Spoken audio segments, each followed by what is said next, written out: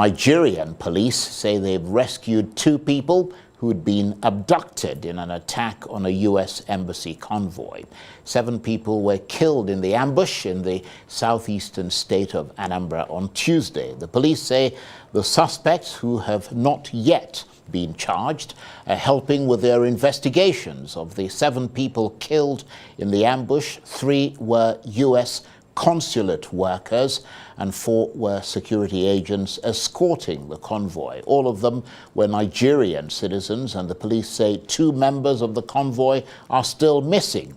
But the rescue within 72 hours of 2 of the U.S. Embassy staff is something of a record for a kidnap attack in Nigeria, and it comes after President Buhari, who has pledged to end Nigerian security crisis but failed to do so, said his government was committed to fishing out the culprits.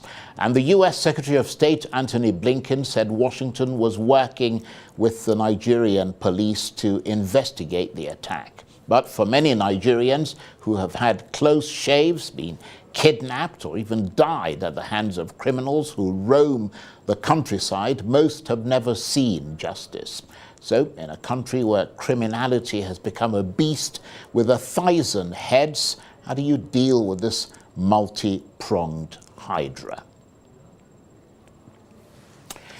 Well, let's go straight away to informed analysis that makes sense of what you've heard on this program so far. Tries to distill with some clarity Nigeria's topical political developments so you can see the full picture. And helping us with that, the journalist, political affairs commentator, and Arise News analyst, Dr. Constance Ikokwu, and we're also joined by Professor Abiodun Adeniyi, who's a current affairs analyst, professor of communications, and deputy Director of the School of Postgraduate Studies at Bayes University. Thank you very much indeed. I managed to get through that one.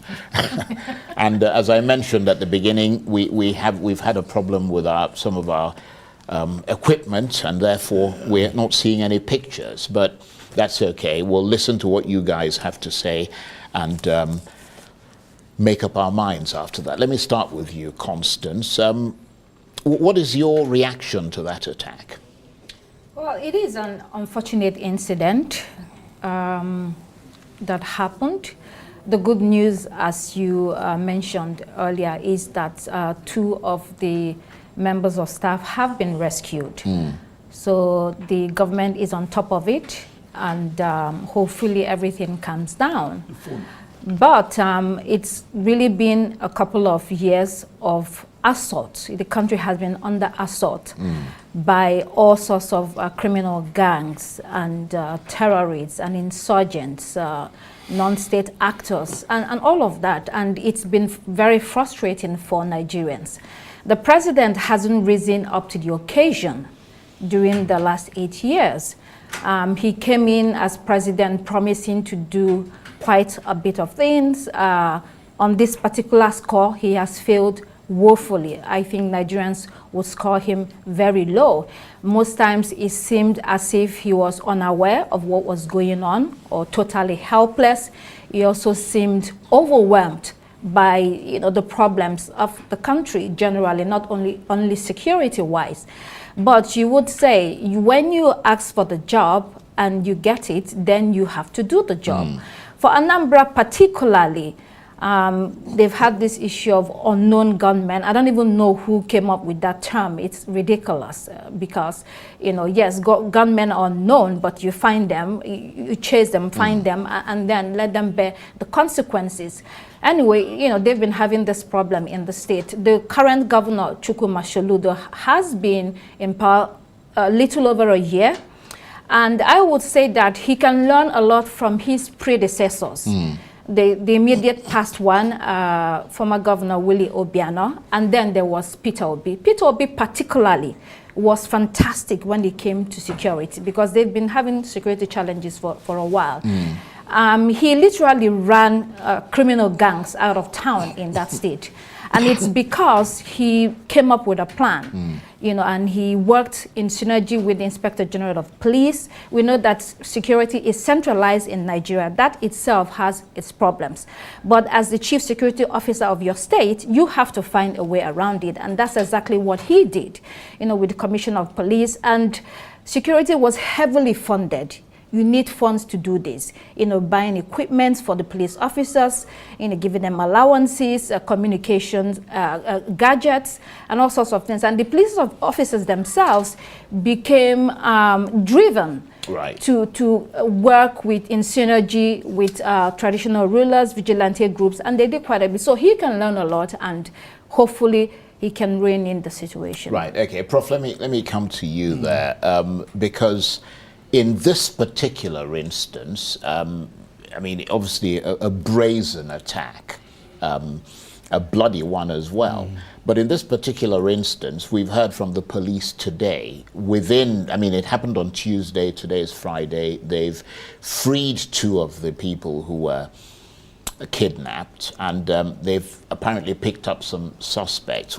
In that context, what is your assessment of the efforts by the Nigerian authorities to try to stop these types of attacks from happening? Attacks that, I mean, from all indications, appear to be increasing in frequency and brutality. Yeah. But first, I think it's important, Charles, to commiserate with the families of those who lost their lives. You know, most of the time when this kind of thing happens, we just hear a certain number of people have been killed or have died, you know, have been victimized in the process, but we'll never get to hear about, you know, the after effects on their families. It's important for us to sympathize with them, so that we can show that we're a system that has a feeling, you know. And having said that as well, we also should expect that when we have criminals, you know, who are very vociferous like this, who are very dieharded like this, at some point in time they'll become indiscriminate of who they want to attack. You know, it's even possible that they probably didn't even know the identity of the convoy they were attacking. They were just indiscriminate, and because they were adventurous, and very, very adventurous, you know. And that's what we expect when people are this determined. But the point has also been made severally that beyond, you know, the overt causes, you know, beyond the overt outward reflection of this criminality, is the need for us to also look at the coverts, you know, the subtle, subterranean reasons for the causes of the crisis. It's been perennial, and it seems that it's not going away. The unknown government are still unknown. They look determined, you know, and whatever it's actually pushing them is something that we need government or the authorities to begin to engage with, to begin to introspect over. And this can be done in different ways. You know, some kind of, you know, engagement, you know. How do you do this engagement? Of course, we know they are human beings. They are not spirits.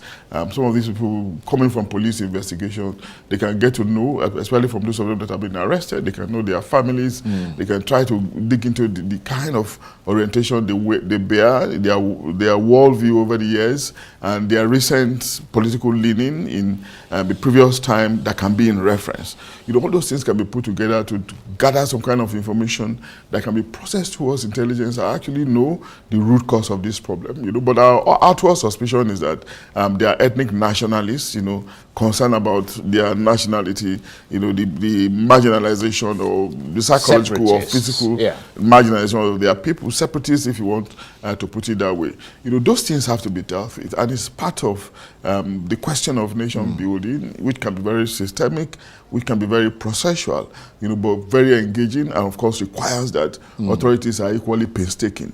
You know, that's one leg of it. The other leg of it is to deal with it physically, which we've been trying to do, which we have not succeeded, you know. And I've made this point severally, that it is very easy for you to deal with the one that you know is in front of you and that is against you. But the one that is around you, that is against you, that you do not see, is very, very difficult to deal with. And that's why the security talk about asymmetrical warfare.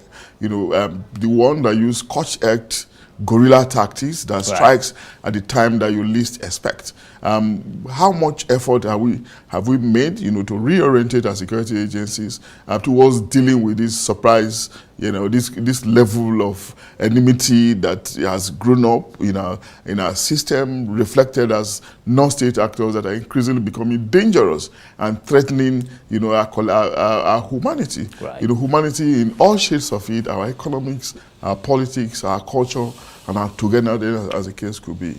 But I think that, it is not beyond us to deal with. Because they are hiding, we are the ones that are legitimately moving around. So if they are hiding, it means that they know that something is amiss, right. and that if they get caught, they will be in trouble. So we have the upper hand, but again, we have to up the ante, which falls once more in the hands somewhat of the incoming administration. Well, let me. I mean, you made quite a number of points there. The one thing we know, Constance, is that nobody has come out and claimed responsibility for that attack specifically. And what often happens is that the authorities just say, oh, well, it's IPOB. Whereas, I mean, there are other people who are sort of in the mix, criminal organizations and so on. So with that in mind, what sense do you get of how dangerous the southeast region of Nigeria is now, both for local people and for foreigners? Because it is now seen as a region plagued by violence, violence generally, as well as a separatist insurgency. Well, I spoke to a couple of people this afternoon just to get a sense of what's going on ground. We are here in Abuja, so we are talking to different people to understand how terrible or frightening the situation is.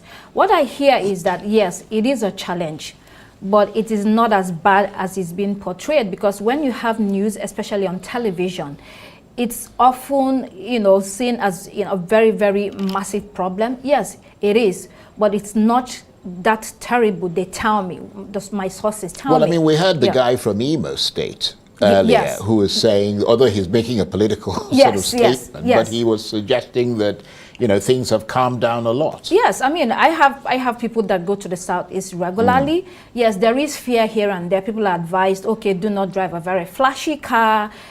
Stay calm, stay undercover, don't expose yourself too much. But life is going on. It is true that this kind of news discourages people. It also brings about some kind of fear. It is not good for business at all. Neither is it good for the quality of life. You want people to be able to drive into your state if they have to, or pass through your state if they want to. So you have to get on top of the situation, which is what a lot of stakeholders in the state are discussing with the governor of that state, Governor Chukwuma Soludo, telling him that he really needs to get a plan together quickly, working with different aspects of security agencies, whether it's police, whether it's the military, whether it's the NDLEA. Then there are the vigilante groups also. The vigilante groups for so many years have proved to be very useful to security agencies because they are the local people. When you come to the villages, for instance, people know who is coming in and who is going out. Some of these attacks have been also said to come from foreigner people that come from other states that come in, commit the attack, and they run out. So because the security agencies may take time to come in, to arrest them, they're able to disappear. So while it is a problem that needs to be tackled, life is going on as usual. Of course, in Nigeria, there's a heat, and people die, and the next day we forget about it and we move on, which shouldn't be. The point to make, though, is that the leader matters. The leader has to take this on very seriously because security affects every aspect of life. So you have different states in Nigeria that have faced different sorts of problems, and governors have handled it in different ways. You can compare notes with your counterparts, with your colleagues from other states. Also, because police is centralized, you need to have a very good relationship with the Inspector General of Police. You need to have very good relationship with the Army, for instance. These are people that are useful, or agencies that are very useful, to tackle the problem in your state when it occurs. But you need to have a plan that should be implemented. It shouldn't be sporadic. Sporadic doesn't work at all, as we have seen. So it needs to be a plan that you implement, methodically over a period of time. It can be done. it can be done, and if a governor that is serious can do it. Okay, well, Prof, we heard from the United States, and it was quite extraordinary that once it involved the Americans, within a few hours, I mean, it got the attention of the US Secretary of State. And to some extent, some people have suggested that if this is IPOB motivated, as opposed to just a regular sort of attack, I mean, kidnap attack, not that it makes it any better, but if it's got that political ideology behind it, and they've seen that they've got the attention of the US Secretary of State within a few hours, that might be an incentive to do it again, assuming they knew that that was an American US Embassy convoy. But beyond that, the US also said it was working with Nigerian security services to investigate the attack.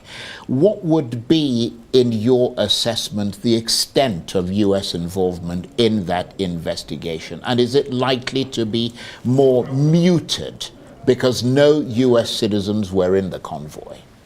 Yeah, I think I want to go with your last word, and there's going to be it's going to be muted. They're going to be quiet about it, but at the same time, it doesn't mean that it's not going to be effective. You know, here we're talking about one of the most sophisticated nations on planet Earth in many regards, irrespective of their own challenges too.